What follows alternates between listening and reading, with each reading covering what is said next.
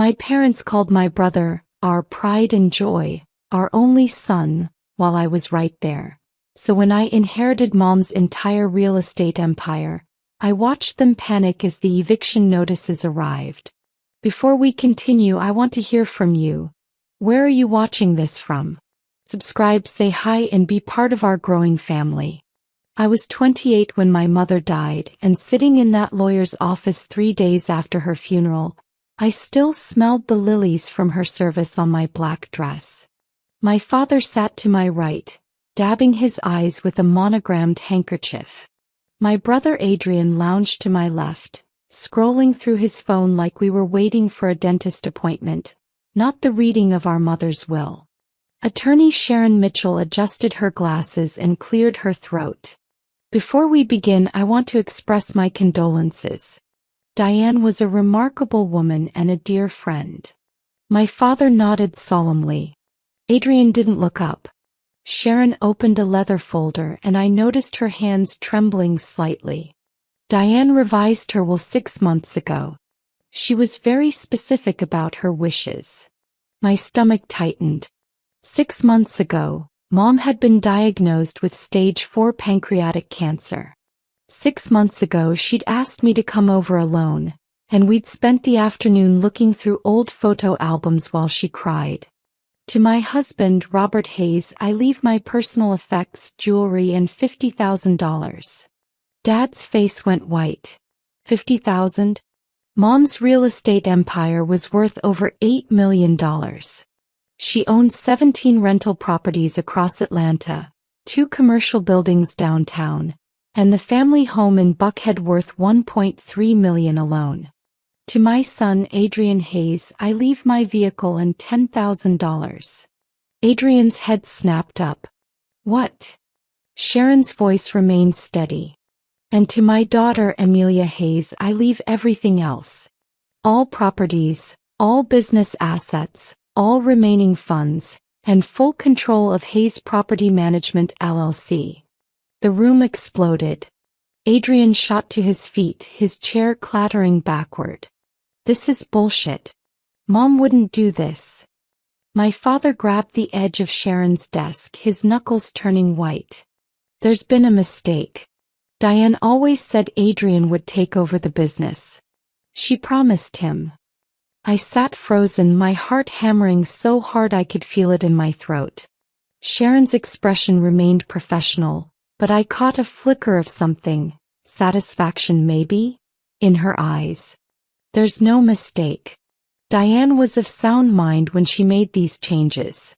I have documentation from her physician confirming her mental competency. Adrian spun toward me, his face twisted with rage. You did this. You manipulated her when she was sick. I didn't, lying bitch. My father's hand slammed down on the desk, making everyone jump. Amelia, what did you say to your mother? What lies did you tell her? The accusation hung in the air like smoke. These were the same words they'd been throwing at me my whole life. When I got into Spelman College on a full scholarship and Adrian barely graduated high school, stop making your brother look bad. When I earned my MBA while working full-time and Adrian quit his 3rd job in a year. Not everyone is as selfish with their time as you. When I helped Mom manage her properties after her diagnosis and Adrian showed up drunk to Thanksgiving. He's going through a hard time. Why can't you be more supportive? Sharon pulled out another document. Diane anticipated this reaction. She asked me to read this letter aloud if there were any disputes. She unfolded a piece of cream-colored stationery, my mother's elegant handwriting visible even from where I sat. Sharon began reading and I heard my mother's voice in every word. If you're hearing this letter, it means my family is fighting over my will. Robert, Adrian, I need you to listen carefully. I'm giving everything to Amelia because she's the only one who ever showed up. My father made a strangled sound. Sharon continued. Amelia was the one who drove me to chemotherapy every Tuesday for 6 months.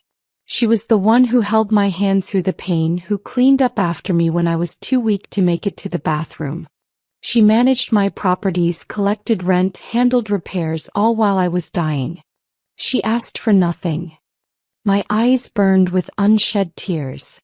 I remembered those Tuesday mornings, Mom's head resting on my shoulder in the infusion center, her thin fingers clutching mine. Adrian, I love you, but you came to see me exactly 4 times during my illness. Twice you asked for money. Once you showed up high. The last time, you stole $300 from my purse when you thought I was sleeping. I saw you, baby. I saw you, and it broke my heart. Adrian's face had gone from red to gray. And Robert, my husband of 33 years, you asked me to hide my diagnosis from your golf buddies because a sick wife was embarrassing. You spent our anniversary at a sports bar with your friends. You told me my hair loss from chemo was hard to look at. You moved into the guest room because my medications made me smell funny. Dad's mouth opened and closed like a fish drowning in air. Sharon's voice softened. Amelia was my daughter, but she became my friend, my caretaker, my business partner. She earned every penny. She deserves every property. And if they contest this will, they'll find out exactly how much evidence I've documented of their neglect. The silence after Sharon finished reading felt heavy enough to crush us. Then Adrian exploded. This is revenge. She's punishing me for not being perfect. I finally found my voice, though it came out shakier than I wanted. It's not about being perfect, Adrian. It's about showing up. Shut up.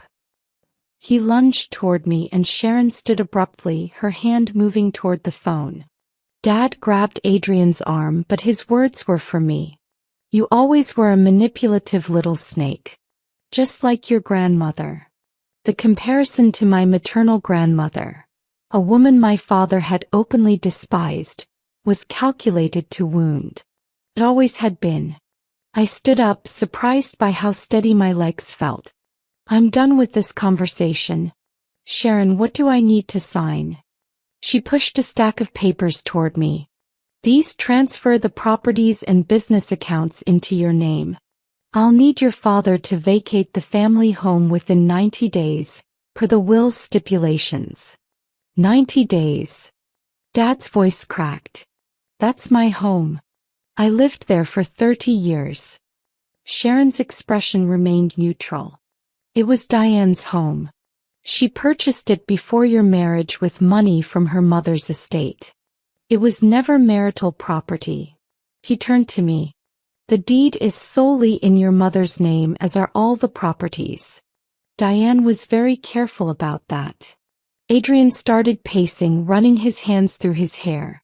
Kenny, come on. We're family. You're not really going to kick Dad out, are you? The nickname made me flinch. He only called me Kenny when he wanted something.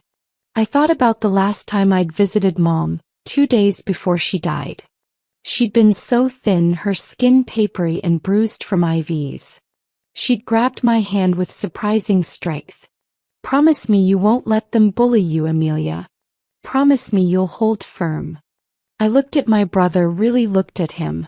At 32, Adrian still had the same charming smile that got him out of trouble in elementary school, the same lazy confidence that made teachers give him extra credit for work he never finished.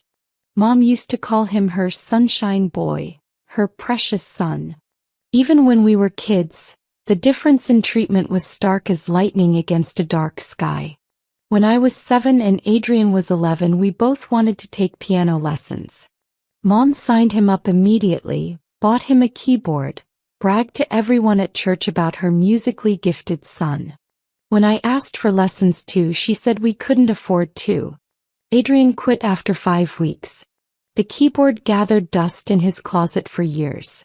When I asked again at 9, she said I was being selfish, that I just wanted attention, that I needed to learn to be happy for my brother's opportunities.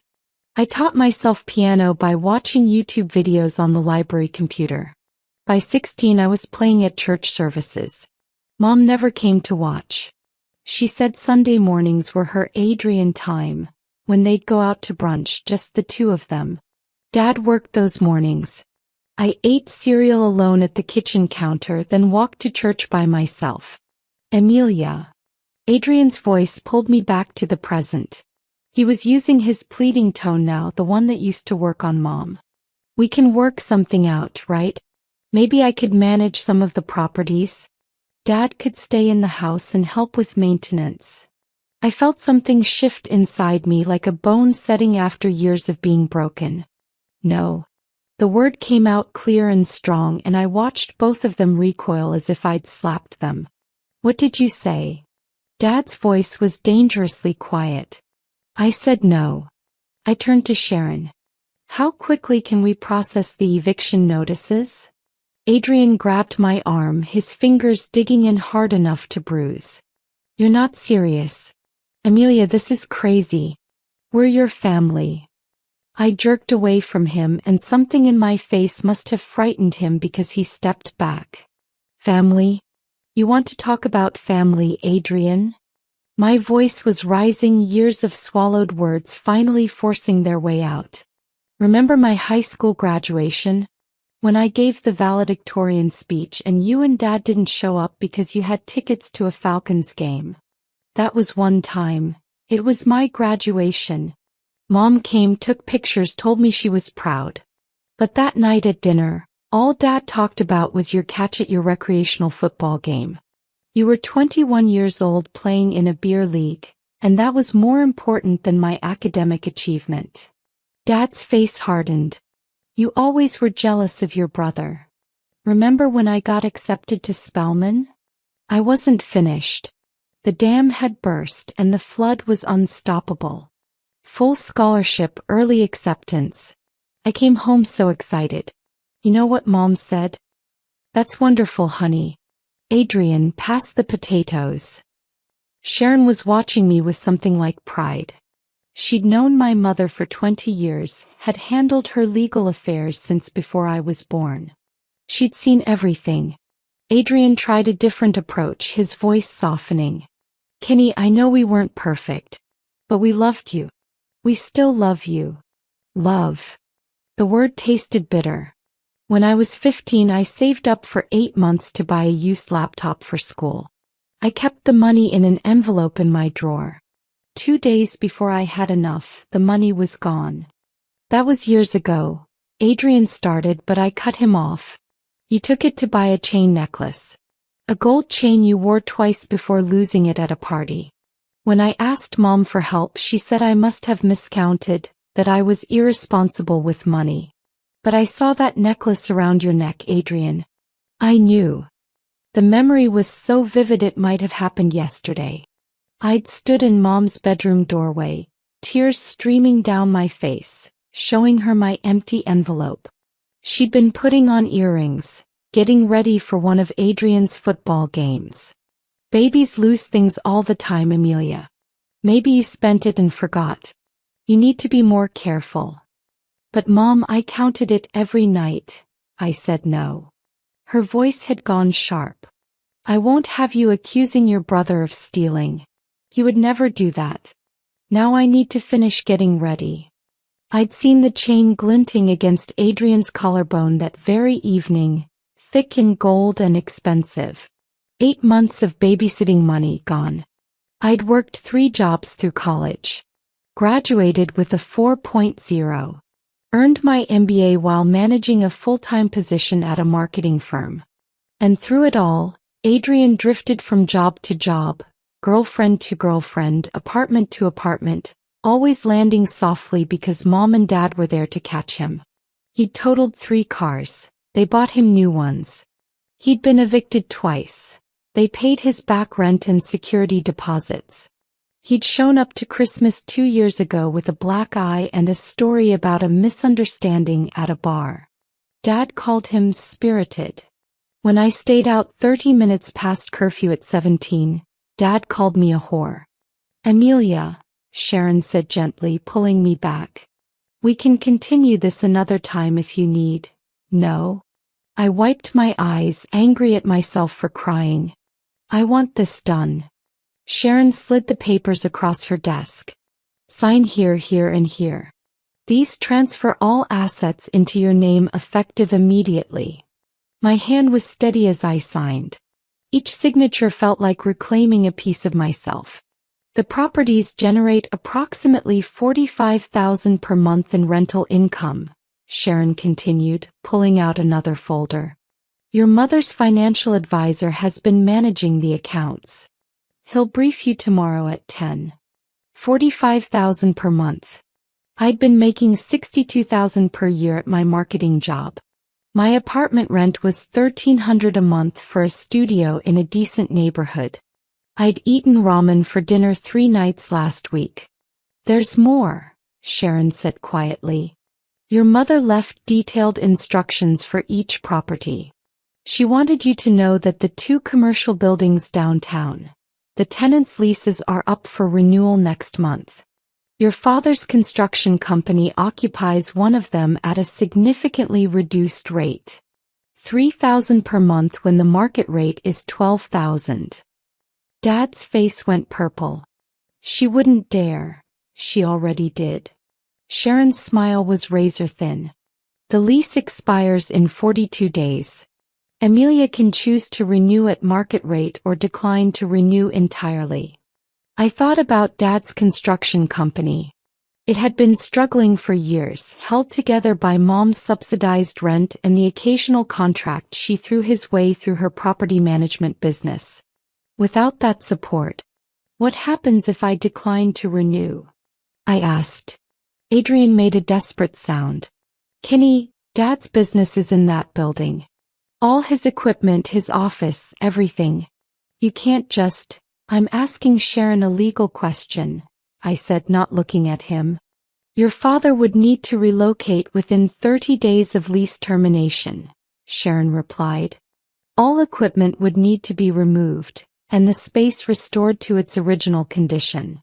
How much does he owe in back rent? I asked. The question hung in the air like an executioner's blade. Sharon consulted her notes. Your father's lease agreement includes a clause that he'd handle all minor maintenance on the property in lieu of higher rent. However, over the past 3 years he's called your mother approximately 47 times for repairs he was contractually obligated to handle himself. Each service call cost between $200 and $800. She turned her screen toward me. I saw a spreadsheet meticulously maintained. Your mother documented everything. Conservative estimate? He owes roughly $34,000 in maintenance fees alone. Dad exploded from his chair. This is harassment. Diane and I had an understanding. An understanding that you violated repeatedly, Sharon said coolly. I have emails, text messages, and recorded phone calls where Diane asked you to honor the maintenance clause. You told her, and I quote, "That's man's work, baby. You handle the money, I'll handle the business decisions." I felt something hot and terrible expand in my chest. He said that multiple times, usually followed by requests for money to cover personal expenses. Sharon pulled out another sheet. In the last 5 years of your marriage, Robert, you borrowed approximately $218,000 from Diane for business investments. None were repaid. She stopped counting it as loans and started calling it marriage tax in her private notes. The room spun. $218,000. Mom had told me she couldn't help with my student loans because money was tight. I'd paid them off myself over 7 years, working weekends and holidays, while Dad borrowed enough to buy a house. You're lying, Dad snarled at Sharon. I want those documents. I want proof. Discovery can be arranged if you choose to contest the will, Sharon said pleasantly. Though I should warn you, your wife also documented some very interesting financial irregularities regarding insurance claims and contractor payments that the IRS might find fascinating. Dad went very still. Sharon continued as if she hadn't just dropped a bomb. Diane also wanted Amelia to know about the Arlington property. He turned to me. You know the one? The condo building near the hospital. I nodded. Mom had purchased it 8 years ago, a modest 6-unit building. She'd always called it her emergency fund. Your father has been using Unit 4B for the past 3 years. Your mother had suspicions about why. She hired a private investigator 6 months before her diagnosis. My blood turned to ice. Sharon, Dad's voice was strangled. She ignored him, sliding a manila envelope toward me. The PI's report is quite thorough. Photos, credit card statements, testimony from neighbors. There's a woman named Valerie Connor. She's been living in 4B since 2019. Your father has been covering her expenses, rent, car payment, credit cards, using money borrowed from your mother's accounts. The envelope felt like it weighed 1,000 pounds. I didn't open it. Adrian had gone completely silent, staring at Dad with his mouth open. You were cheating on Mom? I heard myself say. While she was dying of cancer? It wasn't like that, Dad started, but the words died when he saw my face. I thought about Mom's last months. How she'd asked me to stay with her every night, how she'd clutch my hand during the bad times and whisper, "Thank you for being here," like she was surprised anyone would choose her company. How she'd apologized to me once, tears streaming down her face, for not being a better mother. I'd told her she was wonderful. She'd said, "I should have protected you more. I should have seen how they treated you. I was so afraid of losing them that I lost you instead." I'd thought she meant emotionally. Now I wondered if she'd meant something else entirely. How long did you know? I asked Sharon. About the affair? Your mother told me about her suspicions 2 years ago. She hired the investigator shortly after. When she got her diagnosis, she asked me to include these findings in her will documentation, to be revealed only if Robert contested her wishes. Sharon's expression softened. She wanted you to understand why she was protecting you with her assets. She didn't want you guilt into sharing your inheritance with people who had betrayed her. I opened the envelope with shaking hands. The photos inside showed everything. Dad and a beautiful Asian woman entering the condo building, laughing. Dad kissing her outside a restaurant. Dad's truck parked in her driveway overnight. Multiple dates documented. Credit card statements showing purchases at jewelry stores, expensive restaurants, weekend trips to Savannah and Charleston. All while Mom was going through chemo. All while she was dying. Amelia, let me explain. Dad reached for me and I recoiled so violently I nearly fell. Don't touch me. My voice sounded strange, distant. You watched her die. You sat at her funeral and cried.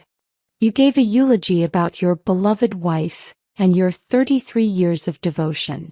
You lied to everyone. I did love your mother. You loved her money. The words erupted from somewhere primal. You loved her properties and her support and her willingness to clean up every mess you and Adrian made. But you never loved her. Adrian was crying now, silent tears streaming down his face. For once he wasn't performing. He looked genuinely devastated. Did you know? I demanded, turning on him. Did you know about her? He shook his head violently. I swear, Kenny, I didn't know. I swear on Mom's grave, don't you dare. My voice could have cut glass. Don't you dare invoke her memory. You stole from her, ignored her, used her, and didn't even have the decency to show up when she needed you most. Sharon cleared her throat. Amelia, we should discuss the timeline for property transfers. The family home, 30 days, I said. Both men stared at me. The will says 90 days, but I want him out in 30. Is that legal? If he agrees to it, yes.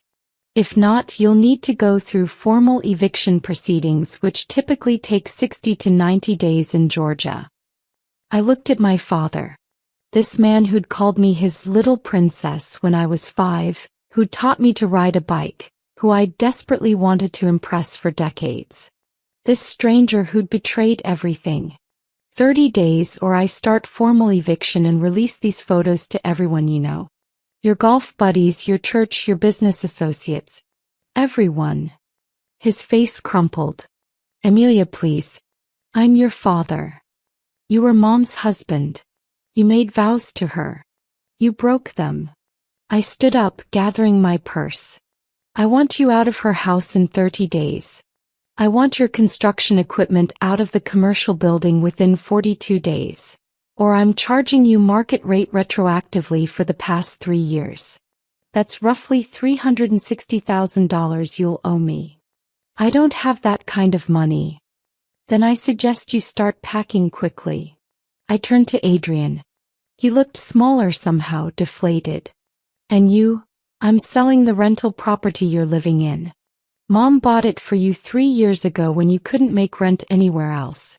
I'm selling it to the current market, and the new owner can decide whether to keep you as a tenant at actual market rates. Kenny, come on. My name is Amelia. The correction felt powerful. Only Mom called me Kenny, and only because I let her. You lost that privilege. Sharon walked me to the door, her hand gentle on my elbow. In the hallway, away from their hearing, she said quietly, "Your mother would be very proud of you right now." 6 months later, I stood in the penthouse apartment I'd renovated in Mom's downtown building. My building now. Floor-to-ceiling windows overlooked Atlanta's glittering skyline. The space was modern, clean, mine. I'd quit my marketing job. Hayes Property Management LC was now my full-time focus, and under my leadership it was thriving. I'd raised rents to market rates, renovated 3 underperforming properties, and sold 2 others at significant profits. The commercial building Dad had occupied now housed a thriving tech startup paying premium rates.